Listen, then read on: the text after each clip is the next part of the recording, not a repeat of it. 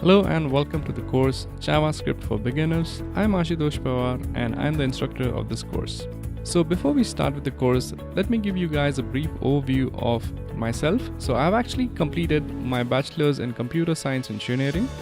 I serve as a director of Optimum Solutions, which is a software development company based out of India, and I have helped over 100 plus clients till date to improve their business with software.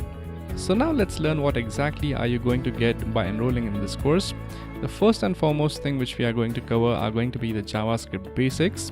Then we will move along and learn about code reuse using functions. Then we will move ahead and learn about a few data structures like strings, numbers and arrays. Then we will go ahead and learn about conditionals like the if statement and everything like that. Then moving ahead, we learn about looping, that is using different kinds of loops in your code so as to repeat certain sections of your code.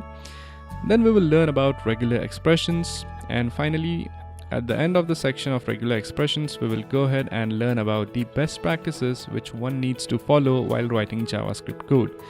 And the final thing which we do is that we learn about the HTML document object model and the browser object model, which is one of the most crucial things you are going to learn in JavaScript. And finally, we build a simple interest calculator application, which is going to be the final project of this course. So what exactly are you going to get from this course? By the end of this course, you will be able to write JavaScript code to solve any kind of problem. You will be able to use JavaScript to manipulate web pages. So if you're planning on making websites and if you want to manipulate the web pages, you could do so once you go through the course. You can make web pages highly interactive using JavaScript. So if you're working with static web pages till date, then by going through this course, you can make those static pages interactive using JavaScript.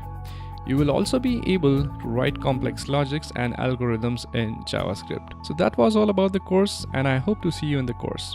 Thank you.